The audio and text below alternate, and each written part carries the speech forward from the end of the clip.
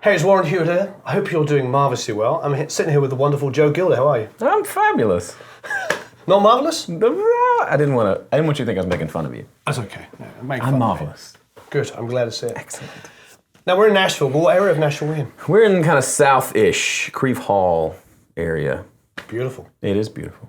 It's like, I came here, it's the first thing I noticed was like the house looks like my childhood house, the sort of brick house, and then your garden's beautiful. Thank you. There's definitely a standard of living in Nashville which I find quite appealing, which probably explains why there's a lot of migration here. Yeah, there's a lot of people moving to town. But you went to school here, is that correct? Mm-hmm. Yep, I went to Middle Tennessee State, their audio program down there. How is it? How's the program?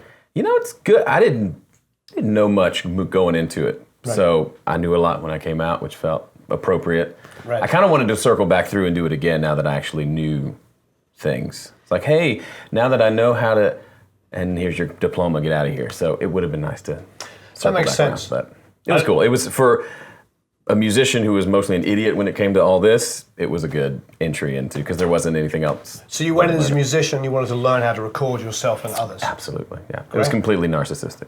It was all about me. That's interesting. So here's the question I get asked a lot. Do you feel like being a musician really helps you as like a producer and an engineer? I do, because I don't know any different. So the bulk of a lot of what I work on is my own music. That's kind of what I probably focus the most of my time in here on. So in a sense, I did what I set out to do, and then also throw in some client work in there too. But yeah, right. I feel like most projects, if I'm producing, I'm playing on it as well. It's kind of, it's very blurry what my role is, but very rarely do I sit back and not do something musical. So what did you do straight after school? Straight after school, I got married the next week. Wow. And decided, because the story they told you was you graduate, you go intern somewhere, you work for free for a really long time, and something good happens to you, hopefully, and you eventually make money doing this. So I thought, I'm getting married, I probably want to make some money. That's probably a good husbandly thing to do, apparently. So one of my professors had worked at Sweetwater, so I applied up there, got a sales job, and so went straight to the cold north to sell stuff, which ended up being really fun. And in Indiana? In Indiana, yeah. Which is beautiful. Sure. I like Indiana as a state, yeah. Oh yeah, I made a few records there in Bloomington. The summers are beautiful there. Yeah, that's true. Yeah, but then I like Nashville for the summer as well. I like the green. I grew up in England in a village, and I like trees. We get a lot of green. So you were there for about 3 years? Mm-hmm. All right. Yeah. Fantastic. And so where did you go after Sweetwater? So after Sweetwater, we came back to Tennessee. My wife's family's from here. We wanted to get back before we got stuck. And then if we had kids up there, I don't think we'd have ever left. So we loved Fort Wayne, we loved Sweetwater, but we didn't want to be there long term. What were you selling at Sweetwater? We sold everything. So you weren't specializing in recording? Or no, they don't do departments as much as just everything. So I probably did more along the lines of recording equipment versus live sound and guitars, because that's where I was more passionate. But yeah, we had to kind of know it all. I used to work selling recording equipment as well. Did you? Yeah. It's such a good way to learn stuff, because especially because they bring in all these, it's kind of like NAMM, they'll bring in a couple manufacturers a week to do training on the equipment or technique, and you end up just by being there, you end up meeting a lot of people and learning a lot of cool stuff that you can then go apply to studio stuff. So you come back here, and what was the next step? Came back here, and I helped manage a studio for a brief period. Turned out it was more of an event facility for like weddings, and they never used the studio part. I'm not an event planner, so it didn't work out. But around that time, when I was leaving Sweetwater, I'd started this website to start putting up videos, tutorial stuff, which ended up being Home Studio Corner. Started it while I was there, because the idea was someone's on the phone, they want to learn how to set up a reverb send. I needed to get on the next phone call to sell something so I could keep my business growing. So I thought, well, what if I put it on a video online, and then they can go find out, and I can answer the question once and then send people there. Great. So I can just try to be more efficient. So that's kind of how it started. And so I was doing that and moved back down and did some work with different manufacturing rep firms in Nashville. So representing companies like PreSonus and a few others. So it's kind of in that MI field, doing a lot of some of the same stuff, but in a different capacity. Well, I firmly believe now it's the way the industry is changing. which I firmly believe for the best, everything is one industry now. Yeah. When I was in bands as a kid, it was always like kind of an us and them with everybody, It's like, I don't want to like represent a company that's selling out. But now it's like everybody's looking after each other. Yeah. Which I really like. I like it. Yeah, I do too. And it's interesting, doing what we do now. I see now every gear manufacturer is doing pro tips now. Like in the last 6 months, It makes sense. Few people want to watch you like go through features of whatever it is you're selling. Some people do, but they want to see like how you use it to make music. Yeah. And to me, that's way more interesting. I agree. So how long have you been doing the home studio course? 8 years. Wow. Yeah, started in Congrats. 09, so just kept plugging along, hitting that upload button. Yeah, I mean, I heard about you, it's funny, I heard about you before Graham. And Graham's got like a huge audience, but you've got very, very passionate followers. So, people like go, oh, you should check out Joe Gilder's video. Yeah. So I'd go and watch one of your videos. And the one you were talking about in the car the other day was the one I remember, was the removing the vocals out of a... Yes. I've got a video about how to remove vocals from a song. It was just, it was interesting. Not that I've ever actually had to do it for anything worthwhile, but I thought it was interesting. And it's been one of the most popular videos, and people contact me to remove vocals from their songs all the time. And I tell them it's just kind of a fun trick. I don't offer this service, I'm sorry. It's not something I'm passionate about. It's kind of funny. I think you could have a website just for that. I'll let you do that. You can. No, I think that's Eric's gig. Okay. I mean, Get on it. he looks like a man who's passionate about removing vocals. Looks like a man who hates vocals. Strangely enough. Yeah. Him and Matt, they're working on it. Matt's just going for it. So, tell us a little bit more about Home Studio Corner. Yeah, so it started, like I said, as like a place to do, because when I worked at Sweetwater, this was 8 years ago, which is kind of a long time in internet years. There weren't that many videos that I could, like I would get bored working the late shift and I would try to find cool videos on anything music related. And Waves had 2. I remember there was one about using a de-esser on heavy guitars to make them less harsh. And I thought, that's brilliant, let's watch another. And there wasn't anything else. Right. So a part of me was like, well, I could make some showing stuff that I figured out in the studio over the years.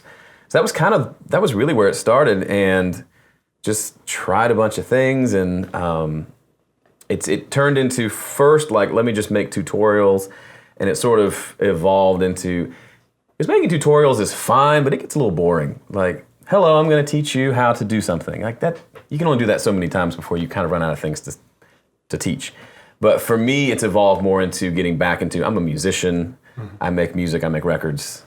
So anything, if I'm doing a video or an article, it's gonna be centered around, hey, I was making this song the other day and here's something that happened that's interesting or possibly entertaining or educational or something like that. So that's wonderful. Over the years, that's kind of where it's evolved to, is more of, I'm a musician making music, join me, won't you? Let's talk about it. Yeah, I think from what I can tell from your fans, follow you passionately because they see themselves in you. That was when I started, because I was young, I hadn't done the full-time engineer thing, I never went that direction. So even like in naming the website, I was thinking, who's my audience? I'm not really gonna, a Warren Hewart isn't gonna learn much from a Joe Gilder. You'd be surprised, but yes. But to speak with, I wanted something I could speak with authority on, like this I've done. And I kind of kept honing it down until I was like, well, I make a lot of music in a home studio. Let me just talk about that. Yeah. And so I think you're right. The people who want to do what I'm doing, making music in a home studio, they really connect. And also, I look at you and Graham as you're the incubator. You're basically allowing people to say, oh, I can actually do this. Because so much, especially when you started, there was really like the big forums, and we know obviously some of the big ones, and there's so much dogma there. I still get emails to this day with people going, oh, I don't know how to do this because I went on this forum and they told me I don't know what I'm talking about if I use this mic. And I'm like, we were at Blackbird yesterday and Mark Rubel was showing us around and he gets the famous, the AKG D19, which is the sort of inexpensive dynamic microphone. And he said, firstly, 1 out of 20 of these is worth buying. He's like, most of them they're very hit and miss. And we were talking about Jeff Emmerich, who said the only reason why he used that microphone is because it was always plugged in. And they were so creative that he just went and kind of got the stand and went over here. Oh, you want to try that idea? Yeah. And they're moving so fast, that was the choice of the microphone. That's so crazy. Have you read his book? I have. It's beautiful. It's fabulous. Yes. So, and I'm not a huge Beatles guy, but the book was just... Yeah, it's great. More engineers need to write books. Yes. Yeah, it's a great book. But it's, again, but then that suddenly becomes folklore, and suddenly that's the greatest microphone ever made, right. And if you don't use that mic, you don't know what you're talking about, and all this kind of stuff. But the actual guy that was using it was just like, it was always plugged in, so he used it. That's such a common story, though. Yeah. People want to hone in on the technique or the tactic and kind of ignore, well, yeah, it was the Beatles, but what microphone did you use? And that's... Sure. As if it'd be nice if that was the reason the Beatles were so huge, was because of that one microphone. It isn't? Don't tell anybody. Okay, shh. It's a secret. But if that were true, that would be great. But right. How many people have a 57 and make really bad sounding recordings? Right. It's not the mic. Yeah. And what was it? The Shins album was a 57 and that ugly little Roland 880. Wasn't it the VS 880, that thing? Mellow Gold is mainly Fostex R8. And I'm not saying you have to buy crap gear to make good recordings. Yeah. It just proves that ultimately, it's the creativity that's going to win every time. It's not as big. It's an important part. It's good to have good technique, but sure. It's never like when I'm releasing a bunch of EPs this year, and I did one. The last one was all acoustic, so a lot of acoustic guitars. And the question I get the most is, what mic did you use on the acoustic? And I get it's a good question, but I would be much more interested in what guitar did you use? Sure. And how did you come up with the arrangement? And there's one song has 10 acoustic guitars, but it works. It's not just power chords the whole time. So sure. That to me is more interesting than what mic did you use, because that's such a small piece of what made it into what it was that I don't know that I'm happy to answer the questions, but to me there's so much better questions to ask about a project. Yeah, I remember Mark Endert's one of my favorite mixers, and the guy's insanely detail orientated. Every mix takes 2 days for him. Wow. And yeah, crazy. And I sent him these tracks, and it was back in the day, the Digi 001. So I wasn't at the studio, the fancy studio. So I did some acoustic guitar overdubs, and I used a 57 on a Digi 001, and I sent him the acoustic overdubs. He mixing the track, and he calls me. He said, "How did you record the acoustic guitars?" And I said, "I used a 57." And he's like, "Cool, I thought maybe that was that, but how did you position it?" Wow. And it's just he could say, where was it? Where did you have the mic? And that's when I told him my trick about putting on the body low down. And he's like, "Oh, I've never done that. I was putting it on the string." So it's he didn't really care what the mic was. He's got better ears than me by far. Yeah. So the point is, it could have been a condenser, it could have been a dynamic. He just knew that there was something different. What did you do? Yeah. That's way more interesting to me. Yes. You just say 57, Yeah, he's like, everybody's used a 57 for everything. Sung through it, put it in whatever. Right. Yeah, that's cool. Yeah, he's obviously a lot smarter than me. Yeah, most people are. Yeah. You've watched my videos, you know me well. It's that guy. Hey, he called me out. You're the guy from YouTube. What? Yeah. No, that's that guy over there. Right. That guy over there. No comment. Well, this is good. I mean, let's talking of home setups. Let's talk about your home setup, because I'm going to get a lot of people asking me. Sure. If we don't, so we better do it. All right. So I'm assuming you're a Studio One user because you're using PreSonus equipment here. Bit of a PreSonus fanboy, yes. Okay, good. I met the guys at Sweetwater. They would come up. The way to my heart is through food. They would fly up, and I'm from Mississippi originally, so they would fly up a couple times a year, they would ship this big cauldron to Fort Wayne, and then they would make a big vat of jambalaya for the staff. And so then I was like, give me all your products, because... Where are they from? They're from Baton Rouge, Louisiana. I didn't know that. So yeah, they're a bunch of Bayou boys. Really? Little small. I never knew that. Not that old company. Anyway, so... Great. I've always liked them, and... When they came out with Studio One, which is the DAW that I use, I was at Sweetwater when they released it, and I thought, that's dumb. Who needs another DAW? And they were like, look, it does drag and drop. And I'm like, that's dumb. Who needs drag and drop? Yeah. But as it turns out, I started using it just to kind of, I like them. I'll try your. And it won me over. I used it on a podcast. That was back when Pro Tools didn't do offline bounce, so I'm not going to spend 45 minutes waiting for it to real time. Then I used it to master some things, and I used it on a single, and then an EP, and then I started. Just next thing I knew, I didn't have Pro Tools installed anymore. Wow. Because I upgraded computers and hadn't needed it. So yeah, so Studio One has been a thing for a while for me. I dig it. This is the Studio Live, which is kind of the centerpiece for the studio. And I love this. This is the new one. I haven't gotten a chance to dive into it too much. But for me, I hate playing the buffer game.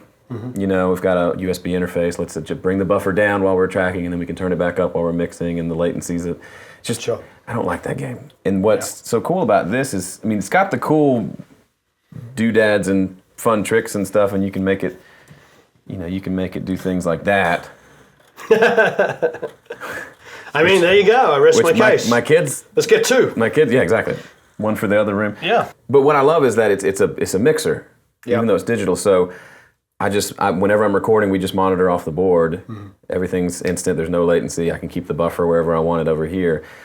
And it works well. You know, I can do headphone mixes here. That's what I was thinking. I mean, do set rough levels for. I don't mix through it much, but for tracking and recording, it's just great. I think, and because it's digital, I don't have to have a bajillion analog cables and splitter snakes or whatever else you would need to get it all into your system. It's just analog in, then a USB out, and you're in the computer. So for me, that's huge. That's why I like it. I didn't know they were doing it, so this is pretty special. Matt and I were talking on the car on the way over, and talking about how to set up headphone sends, and I'm like, I realize I don't have that issue because I use a console, so I send from there. So to have that flexibility, and I'm wondering, have you tried the touch screen? What do you think of that? I have a little bit. It doesn't do what I expected at first. So it's not like an iPad screen where you can't actually adjust parameters on it. But if you select it, and then there's like this knob here that lets you adjust whatever you've selected. Oh, I see. It's cool because it'll do like, you can do like an RTA on the actual channel. So the signal coming in, no, it's not showing up, but it'll give you like the RTA readout over the EQ. That's kind of cool. Yeah, that's nice. It's kind of neat to see. You can see it a little bit bouncing there. Yeah. So that's cool. It's kind of neat to have that, which just looks like the plugin in Studio One, basically. And then all the controls here. So I don't use that a ton, but it's nice. It's a nice to have. And then they give you the option to like change the type of EQ that you use on the board, which is also, they have that in the Studio One as well. That's nice. Cool. I've not done much with it to see if it actually sounds cool, but it looks cool. Yeah. So it's like, hey, that must sound better. It's got that LA2A thing going, so yeah. So that's been interesting, but other than that, I've not dove into it too much. Wonderful. Yeah, people I know that use it. I don't personally use it, but they love the plugins. So they love the stock plugins that come with it. I'm that stock plugin guy.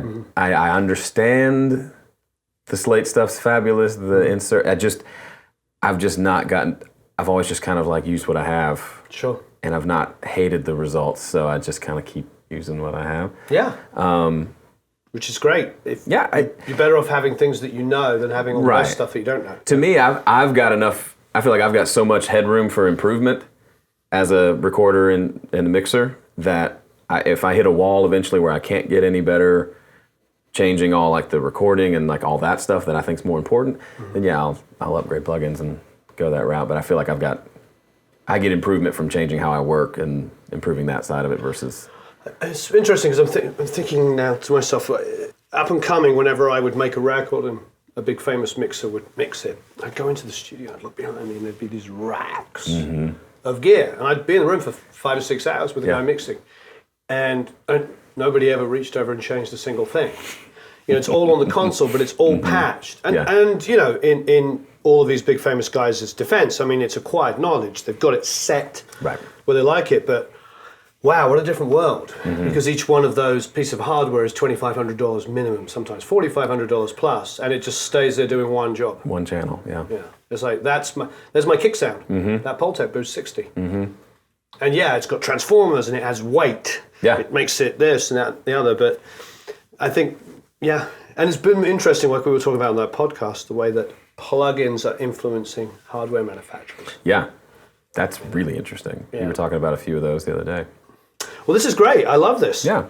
So give us a little bit more rundown of what you've got. So hardware-wise, this has the built-in preamps, which are fine, but I've got a few of their external ones. The Eureka I really like. They don't make it anymore. It's just a good, solid channel strip, decent compressor and EQ. Great. It's got the saturate knob, which does something. Yeah. It sounds good. Something warm. The warm and dark. And then their ADL700 is their kind of one big tube channel strip. Really like, I use this on everything. He's a great guy. Yeah. He's a really good guy. He came down to a session I was working on and lent us the 670 he'd built. He's a good guy. And his signature looks great too. His signature looks great. That's a good deal. And this is the ADL600, which is the 2-channel, same preamp. Wow. Minus the channel strip. EQ on this sounds really great. If you need to add some low end, it does some nice things to the sound. And the compressor's not bad too. Last time I used this on snare, totally jacked up the snare drum because the compressor was set wrong, but it's capable of messing things up really well if you want to. Nice. Yeah, which I think that's what I look for in gear that I can completely jack things up with. Yeah, Anthony's a really talented guy, and I didn't know that they had partners, so that's pretty awesome. Yeah, it's one of those. It's not a super beefy tube pre, so you can use it on lots of stuff, and it's fairly clean and. You drive it if you want. Mm-hmm. Great. It's not like a 610 that just big and beefy and awesome, but you may not want it on everything. Exactly. You can run a lot through that, yeah. What have we got over on the right-hand side? Over on the right, got a central station, monitoring, 3630 just sitting there, not doing anything. Not actually plugged in. No, just takes up space. And then the 11 rack that I go back and forth, but I used it quite a bit on a few records, and it just, for me, people are like, but does it sound like the real thing? It just it sounds cool, it has a different sound. Well, It's got different sounds, which if you only have one amp, something with different sounds is a cool option. I don't know what the real thing is, because the reality is like you're in a room with an AC30, and then whether it's me or you or Eric or Matt miking it up, it's a different amp depending on how we mic it and who's playing the guitar. Yeah. So one of the things I'm going on one of my famous diatribes. One of the things that when I do like tests of gear, I don't like the science of it. People always say to me, why didn't you just print a DI and put it through 4 different amp sounds or whatever? Right. And like, because I'm a musician, if you give me an amp and a pair of headphones and the way you're compressing, EQing it or whatever, it's going to make me play differently. Yeah. So putting a DI through an amp's not going to prove anything. If the amp is darker, I will play differently. If it's brighter, I will play differently. Yeah. And I think that's the thing that we forget, that all of these are all instruments as well. They affect the way that we perform. So regardless of whether that's exactly a tweed bass amp with a black spring reverb or not, it's kind of irrelevant. I mean, that's just a guide and open, here it is. Yeah. It's another instrument. I'm with you. I don't like it when it starts to be science. Sure. When it's double blind and those CDs they used to come out with that had 20 different microphones, and they were. I just don't care.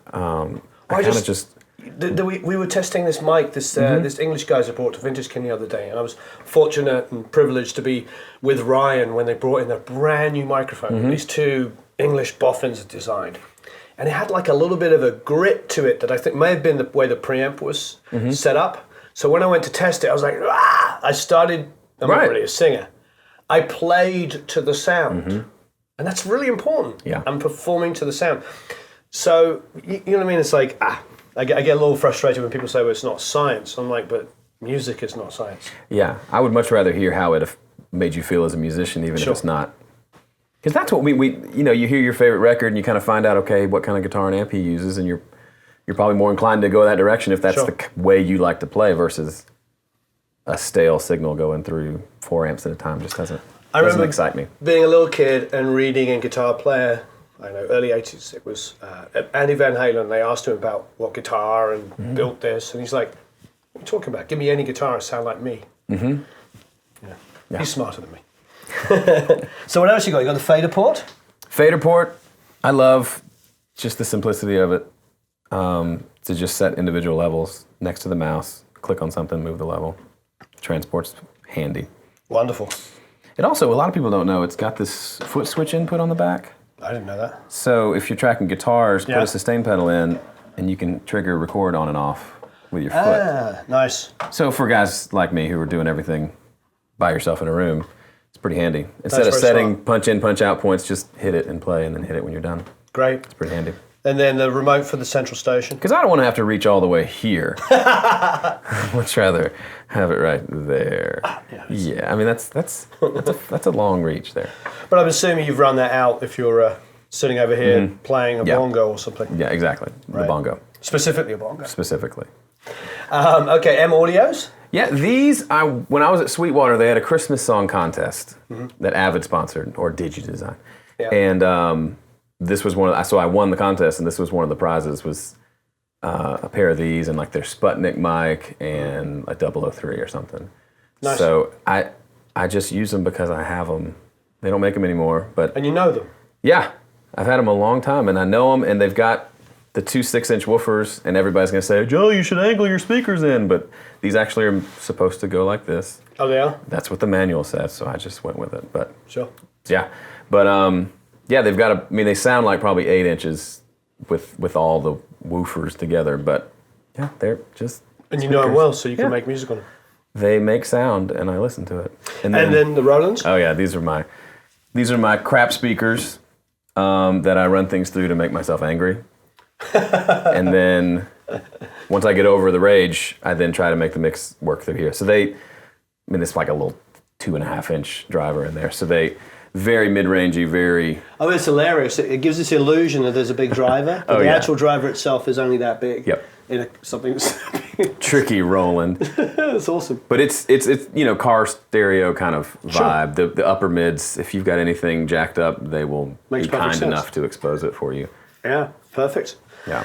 All right, let's keep going. So keyboard motif. Yeah, old school motif, mostly just for triggering, like main stage for sounds. I prefer to not have tons of virtual instruments. I'd rather just a laptop with some sounds that I'm piping analog into the setup. I'd rather it that way.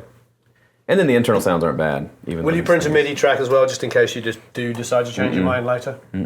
Commitment, I like that. I like to put effects on the guitar, no DI, just commit all the way. All right, I've got to pick this up. Yes, that's my spirit animal. Oh, I love 335s. Beautiful.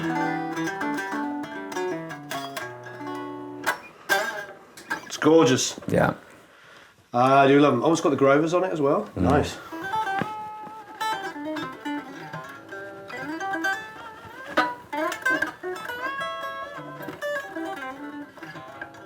It's weird. My fingers don't do that when I... I love this. Beautiful. Yeah, I'm an acoustic guy at heart, so the hollow bodies really resonate with me. It is great. You sort of feel like you're playing it, then you've got a beautiful Les Paul studio here. What's this? That is a guy named, I think his name's John Hill, Bootlegger Guitars. I don't know. Based out of Michigan. Traded a microphone for it. Guy here in town. I had an extra mic, like an Earthworks. I didn't need it, so but it's a sweet little telly. It looks great. Plays real nice. Oh, I love that. Yeah. Very nice. And an Ibanez? The Ibanez just mostly sits there. Really, it's a cool, for an inexpensive, like, semi-hollow body, like, it's... Oh, no, they're great. It's, it only has 5 strings right now.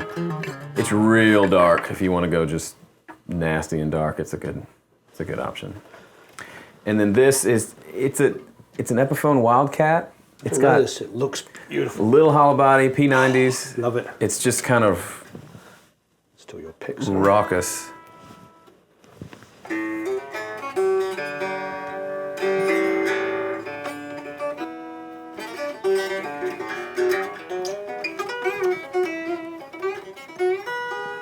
This is gorgeous. Yeah. It's a cool guitar. I'd probably be playing this all day, and it just looks amazing. I didn't know about this. Yeah, it's not a super expensive model. It's just really.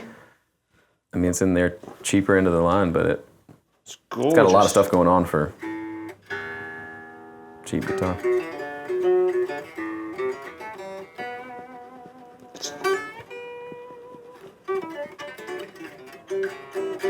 I rather like that. Yeah. And it's got a Bigsby, which also adds a little element of fun. I always like to have something on the guitar that I ignore. Yeah, exactly. Don't know what You always like to have something on a guitar to knock it out of tune. Sure. And that one actually knocks it sharp, which is really interesting. Yeah. Yeah, that is interesting. I don't know if that's normal, but. And then this is the J45. trusty J45. This is Probably my Spirit acoustic guitar. That's your go-to that you're recording all the time? I got a Taylor 314 that I like, but they're just very different. So it's good to have both. Sure. But I like the dark kind of, I like fighting it to stay in tune and then finally recording after an hour and a half of tuning. It's, it's the dream, really. It's the dream. It's a good guitar. No, they're beautiful. I love the simplicity. I love the sunburst. Mm-hmm. Yeah. It's beautiful. They're a work of art. Yeah. I really just sort of sit there and look at it. Beautiful. Smell it. What's this? I saw this when I first came in. That's the Fathead. Oh, of course That's it is. the Cascade Fathead. So it's not an at-he? Not an at-he. No, they went out of business. So I have used one of these. Yeah, it's I don't know if mine was gold looking. I think it was silver, the one I had. This one, very special. This one came in first place. I use it on guitar cabs. It's super dark. It's not great on much, but it's really great on amps. Great. And percussion it does really well on. Kind of. It looks freaking awesome. Instead of the shaker cutting your head off, it cuts it off. What is this? Because I saw one of these over there as well. Yeah, that's the, it's called the Psalm 50. It's like a sort of an Omni. Super bright. Don't use it for much. Who makes it? Ashman Acoustics. A little company. I use one of them as my talkback mic now. Is this an EV? That's the AKG. It's an AKG. D5. Sweet little handheld dynamic. I see 57, and what's this? That's one of those it's the Earthworks. Earthworks. Yeah. Believe it or not, I've never used them. I use a pair of those on this. Yeah. It's just... It's great. Mm-hmm. And awesome. It's oddly enough, like two of those in XY basically right at the sound hole, which sounds completely wrong, but one's kind of pointing here, one's kind of pointing here, and that makes sense. Which doesn't work on any other guitar I've tried, but we have a 57, and then what's this here? that's that CAD M179 that Zen Pro Audio guy. Oh, wow. Warren, right? Was that his name? Yeah. He raves about that mic on toms, actually, in like the hypercardioid pattern. Fantastic. Yeah, it's a cool, like, dark, super colored. And what's that? That's the Magic Box. Cool story. My grandfather made that for me. He was in the Army, served in, like, Korea, but that was one of their supply boxes or something. Signal Cool. Yeah. Multimedia, Radio City. So he turned it into, I was the kid who liked to flip switches and push buttons, so he turned it into, that was it. Flip the switch and the light lit up. And that was awesome. Super cool. That's fantastic. Takes D batteries, so I'm having a hard time finding them. No, it's all corroded inside now. Oh, it's beautiful. There's a PreSonus AudioBox that if you're going to go do remote stuff. Yep. For remote stuff, and I'll use it for if I'm using like a main stage rig on the keys. Right. I'll run it out of that. Output from that into the, which is maybe too much, but I just like, I like separate and analog. I like an analog interface. That doesn't make any sense. What is this for? What do you have this in? You know, it serves many purposes. Currently, it's a laptop stand is what it does. Right. So when I record put your laptop vocals, here. guitars, I just remote into that one. Right. So I can that makes sense. not have to get up and down. So what's your main vocal mic here? Did you happen to see the guys at Roswell Audio? Oh, yeah. Roswell, Matt McGlynn? Yeah. I've known him for a long time. He's done the audio blogging thing forever. He's got recordinghacks.com, which is a mic database. Super cool. Anyway, he started this microphone company a few years ago, and this is their mini K47. Just it's cheap. Sounds really good. I really like it on my voice. It just works well on a lot of things. So I use that. $299 less. Yeah, it's one of those kind of mics. Yeah, he's a great guy. Yeah. He gave us a Delphos to give away. Oh, cool. That's how generous he is. Yeah, I think I've got one coming for this session I've got later this week. Great. We're going to try it out too. So excellent. Should be good. Yeah, he's an awesome guy. And it's interesting, I met him because I had a meeting with Neumann. They kept me waiting for 45 minutes. So I just went and met with him instead. Take that. That's anyway, I'm just a small fish in the Neumann pond. Ampeg. That's an old Reverberocket. A guy I go to church with had it. Said, hey, this is in my garage. You want it? Wow, really? And, it's loud. See, kids, go to church. You get amps out of the deal. You get amps out of it. Yeah, I don't use it a ton. It's got a clean channel and a stupid dirty channel. And it's like 50 watts, so it gets... That's amazing.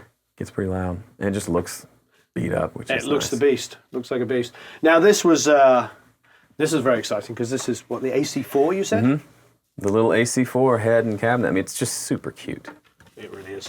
Oh, it's got some weight to it. There's some So operation level. 4 watt, 1 watt, a quarter watt. Volume and tone. What else do you need? That's it. It does one thing really well. It's cheap. It's super affordable. Yeah. Maybe, I mean, it's under $500 for the whole Awesome. kit and caboodle, as they say. Headphone amp? Headphone amp, cute little tweed case. You know, Doesn't put do your anything. headphone amp in a tweed case. It makes the headphone amp sound just a little bit better. Just a little bit better. Yeah. It's got a little more grit. Vintage. A little more grit.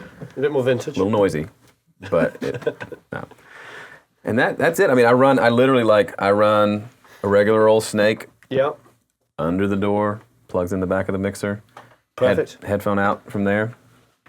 I set my laptop here and just use the screen share Great. on the Mac to control it when I'm in here recording. Perfect. And then had a guy here in town build these, Nice. just big old honking gobos. Great. And I love things like this, especially for home guys, because you may not, if you're renting and you can't hang stuff on the walls, or you just don't have the budget to get a bunch of treatment, like a pair of these that you just wheel them over here for mixing, Sure. then wheel them over here to record, then wheel them out there for vocals. It's just, How much did he charge you to build them? it wasn't much. I mean, I can't remember now, but it's just real simple. Yeah. Gets the job done. And they're real thick, so they work. I've done tracks of I'm playing guitar over here, she's singing over here, and the bleed's pretty much non-existent, Wonderful. which is cool. It's fantastic. So you can make great music in ugly, ugly spaces.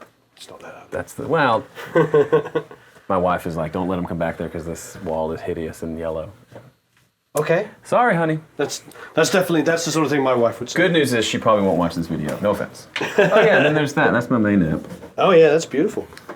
That's Love the 68 custom line that they do of the Silverface. So the vintage channel is voiced like a Fender Bassman, and then Yeah. the custom is voiced like a normal Deluxe. I don't know about this Really? model. How much was it? And like 1,200. It's kind of the same as the Blackface in that same price point. But I'm a sucker for like that kind of the Bassman sort of too. vibe. So the vintage channel does that well. And they put the reverb and tremolo on both channels, which you don't normally get. Right. So you could go in the custom channel and still get the spring reverb. It's fantastic. El Leica, and there you go. There's the Cascade on the amp. It works. It sounds better upside down. Because of the gravity. Well, thanks ever so much for showing us around. Thanks for coming. It's been a real honor. I was going to say it's been a real marvelous. A real marvelous. And that's not a It's thing. been a marvelous time. That's it. See, you Yes. do that so much better. I talk about this a lot, so I'm sorry I'm going to repeat myself, but it really was accidental for 3 videos. I did 3 videos and we'll have a marvelous time. I might have said, and on video 4, I either didn't say marvelous and maybe said fantastic, or I just didn't say it. And the 4th video, at that point I was getting like 200 views, whopping along, of which, probably 199 were me clicking on it. But there was like 2 or 3 comments like, you didn't say marvelous. And then I realized that I had created a catchphrase without realizing it, so now I do consciously say it, I'll be honest. Brilliant. But yeah, video 4 changed my life. But yeah, I mean, I try to stay positive. I think this is the best time to be in the music industry ever. Yeah. I love it. Completely agree. Yeah, it's funny. The only people that are complaining are like those 6 guys that used to the phone used to ring and money used to sort of fly through their door without having to really work their butts off like the rest of us have been doing for years. Yep. I like it. Yeah. It's geared towards hard work, passion, and creativity. All my favorite things. I mean, I put on the headphones as a kid, fell in love with music, and that's kind of the end of it. Yeah. It's just the idea that you can, for very little to no money, can start doing this is just, it wasn't possible. Somebody asked me a question in an interview a couple of years ago, and it was the most obvious question. I don't know why I hadn't thought of it before. It was like a Skype interview, and they said to me, because I've been doing this a while, I said, how does it feel now that you can open up a session to mix and have $500,000 worth of compressors and EQs and reverbs at your fingertips? And I was like, wow, I never really thought of that, because I used to go into a studio and they had like 3 1176s and a DBX 160 and 2 digital reverbs. And these are expensive studios. Right. 2 digital reverbs and 1 digital delay and a chamber and a plate. And we're like, wow, 7 multi-effects. And that was like in $2,000 a day studios. And now, I don't care what DAW it is, as long as you've got half decent CPU, you can open it up and have like 200 reverbs, delays, and compressors and EQs and blah. Yeah. I think I've grown to love limitations. Sure. Because otherwise, I don't like a list of 50 plug EQs when I'm just trying to make music. So I go real simple. I give myself stupid tight deadlines. I give myself challenges to do things that back myself into a corner, because I don't like all the options. Even I was talking to my wife this morning. She said, "When are you working out?" I said, "Monday, Wednesday, Friday." But I might do Tuesday and Thursday, maybe Saturday. And for me, I need to know, like, these are the days, and that's it. There's no moving, there's no changing it, because otherwise just all the different decisions just add up, and to me, it just kills the creativity. So I would much rather have a set number of things. Like, I'd probably prefer the studio that only had one 1176. Now you got to figure out who gets it. Yeah. Versus I have one on every single track, which might arguably be too much. Sure. So yeah. Yeah, absolutely. But it's great to have that flexibility now at your fingertips. It's insane. Absolutely. It's beautiful. I do think I like structure. I like focus. I really love focus. I love being able to go, we need to do this today. But at the same time, I think it's important, because a lot of people, they start with and I do, so I'm going to only talk about myself, very grandiose ideas of what I'm going to do. And then if I don't achieve it, I beat myself up and I don't actually do anything. So I think it's good to, do the best you can and be aware that we're all fallible. We can all make mistakes. And because one thing about what we do, working sort of like with doing courses and teaching people and stuff, is like, you might do a video that goes, explodes, and then you do what you think is the best piece of information you've ever told anybody. Right. Like, I interviewed Tommy Vaccari, who I think is probably one of the best engineers and producers that ever lived. And he described working at Capitol in the mailroom during the day, 9 to 5, and then went to work in the studios from like 5:30 till like 4 o'clock in the morning, and then going home and sleeping like 2 hours. And he did that for like 3 or 4 years before anybody said to him, "Oh, you want to actually get paid to do that? You want to come and work in our studio?" And I wrote blogs about it and like sent emails to people. I'm like, listen to this guy. He's runs the Oscars. Quincy Jones's engineer. So if Quincy Jones recorded it, he was the engineer. He made Prince's first record. This is the guy we should be listening to. And I was like, forcing people to hear this message. Yeah. And then, so my point is like, you never know. So if we were to always like hang our hat up on one thing, we'd never achieve anything. So yeah. I think too, like, you ever had that friend and they're in some sort of a pickle, and you've been there before, you know the way out, but they're just not in a place to hear. Sure. Like, they've got to find it. I feel like it's kind of that. Like, this is that video. I want to go watch that video. Right. But I'm guessing a lot of people, that's just, they don't maybe even get why that's hugely important. They'd rather see like how to EQ a vocal to sound like Katy Perry. You know what I mean? Well, I think all of us as human beings, I'm just as guilty of it, are all hoping there's an inside track. Yeah.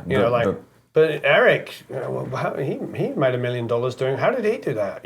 Whatever it might be. Like, but it can't just do an app that's gonna, Yeah. But most of the people, when I say most, like 99.9% of the people that we admire that are successful, it's an accumulation of work and creativity, all the things they've had to do to get there. Yeah. There's no one like light bulb moment. Well, it's kind of back to what we talked about, like the tactic. It's not that you have to work from 5:30 to 4 in the morning, and that's the key to either. Like, it's also the work that he did and what he was doing, and and that he was gifted and talented in that area. Like, all those pieces go into it, I think. Well, he had specifically applied for a job at the studio, and they turned him down. Yeah. They were like, "Nope, we've got enough interns and assistants. We're fine." And in those days, in the '60s, obviously everybody and their uncle wanted to work at Capitol Records in the studio, because it was like Sinatra and the Beatles and whatever. So everybody wanted to be involved, and that was his workaround. Go and work in the mail room, and then work for free at night and befriend everybody for a few years. So great. I love it. Yeah, it's great. So you've got this EP coming out. Yes. And it's a 4-song EP? 5. 5-song EP. Actually just came out. Oh, it came out, great. So what I'd like to do for my Warren people is give you the tracks to one of the songs. Great. So that you can share it with them and You can mix it. they can mix it and check it out. And I talked about it's an acoustic project, so there's lots of acoustic guitars, a little bit of percussion, a fair amount of vocals, but still all very, if you have 2 microphones, that's the most I ever used at any one point. Wonderful. So it's a very kind of home studio type project. And you did it in Studio One. Did it all in this room and in Studio One. So for Studio One users, can we give them your session so they can open it up? Sure. Right. So we'll get the consolidated tracks so anybody can drag them into their DAWs, but obviously, well, for those of you that are on Studio One, you can actually open up and see the process. That's a great idea. Yeah. Yeah. Brilliant, as they say. Brilliant. Yes. How about marvellous? Marvelously brilliant. Marvellously. So there'll be a link flying around and things, and we'll have a link to the music so you can go and listen to it. Sure. Well, thank you ever so much. Thanks, Warren. I appreciate it. Have a marvellous time recording and mixing. Please like, share, subscribe. Go and check out Joe's YouTube channel. Links provided flying around somewhere here. And leave a bunch of comments and questions. Maybe I'll force you to answer them. Do it. I mean, ask nicely. Force is better. Force. Okay, cool. Okay. Yeah, baby.